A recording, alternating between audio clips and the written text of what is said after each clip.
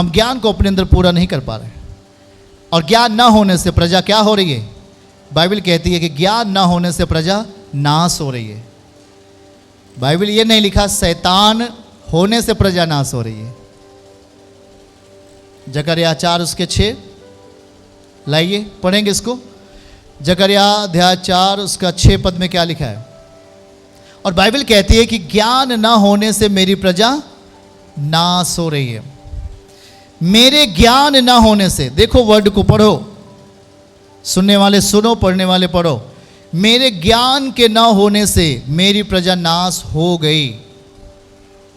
यहां यह नहीं लिखा शैतान के होने से मेरी प्रजा नाश हो गई। मैंने अभी बताया आपको कि आप शैतान बल कहां पाता है? कितने लोग सीखा? अज्ञानता में। अगर आप अज्ञानी हो तो शैतान का बल वहां भरपूरी से काम करेगा। अब पहले वो आपको अज्ञानी में ले जाएगा, अज्ञानता में लेके जाएगा। और लिखा है ज्ञान ना होने से प्रजा क्या हो रही है? नाश हो रही है। इसलिए आपको ज्ञान अगर आपके अंदर आ जाएगा तो इसका उलट होगा, आप नाश कभी नहीं होंगे। यीशु ने कहा ज्ञान आ जाएगा, आप कभी नाश नहीं होंगे। हालेलुया। उसका ज्ञान बीमारियों को दूर करता है। आमीन बोलो हालेलुया।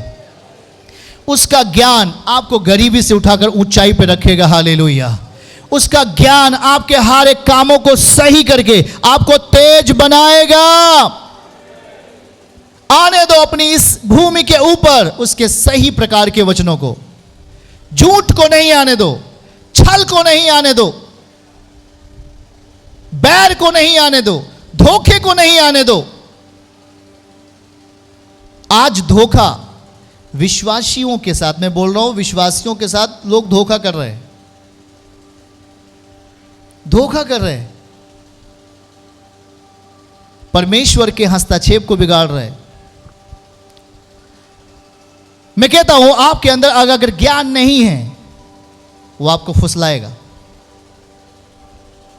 क्या करेगा? फुसलाएगा। नीति वचन अध्याय 1, जल्दी से हमारे साथ खोलिए। नीति वचन अध्याय 1:10। हे मेरे पुत्र, हाथों को उठा के, हे मेरे पुत्र, ऐसा लिखा है, हे मेरे पुत्र, यदि पापी लोग तुझे फुसलाएं तो उनकी बात ना मानना। वचन में क्या लिखा है? फुसलाना।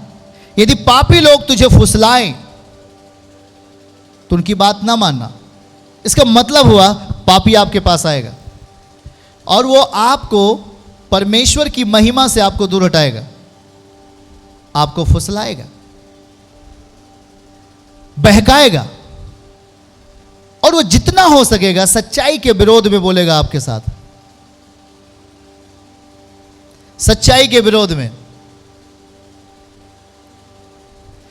वो बोलेगा। जितना हो सकता है आपके सामने सच्चाई का विरोध करेगा, आपके सामने महिमा का विरोध करेगा, आपके सामने उस जगह का विरोध करेगा ताकि आप उसके साथ हो ले।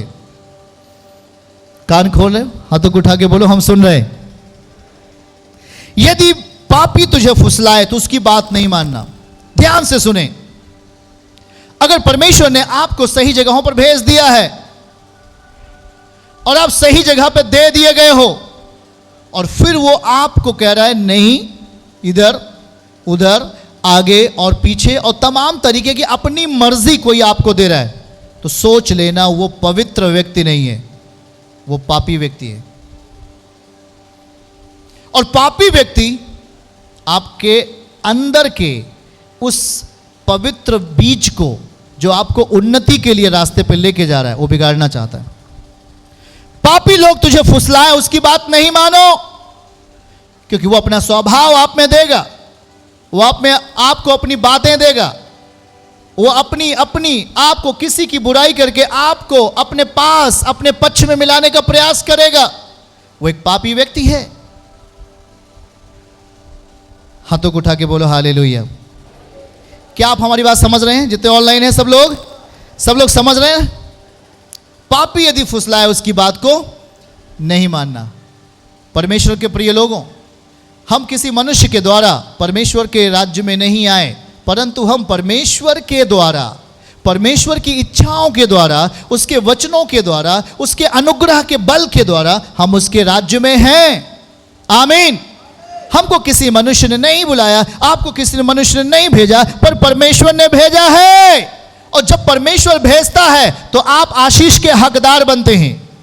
ध्यान से सुनो, अगर परमेश्वर आपको भेजे तो आप आशीष के हकदार, चंगाई के हकदार, छुटकारे के हकदार बनोगे।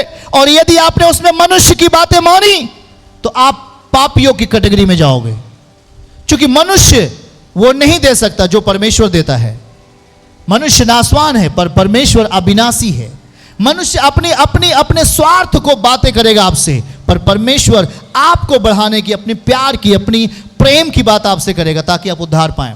तो आपसे किसकी बात मानेंगे? हमें उस मनुष्य की बात नहीं मानना जिसके अंदर परमेश्वर का ज्ञान नहीं है। और जिसके अंदर परमेश्वर का ज्ञान नहीं है वो क्या है आप जानते हो। यदि पापी तुझे फुसलाए तो उसकी बात बोलो नहीं मानेंगे, बोलो नहीं मानेंगे। हालेलुया। इसलिए ध्यान से सुनो, आज से हमें सोते नहीं रहना, मतलब वचन के प्रति जागरूक होना है। वचन के प्रति जागरूक होना है। और जैसे जैसे वचन के प्रति जागरूक होंगे, वचन आपको जागरूक बनाता जाएगा। जब जब हम वचन को सुनते हैं, उसे अपने जीवन में पूरा करने का प्रयास करते हैं, प्रभु अपना बल देगा। चर्च की सभी प्रार्थनाओं को और परमेश्वर के दास के द्वारा टीचिंग सुनने के लिए और अपडेट्स को जानने के लिए हमारे इस चैनल को सब्सक्राइब करें और साथ में बेल आइकन को दबाएं, ताकि जब भी लाइव प्रार्थना हो तो सबसे पहले आप देख सकें।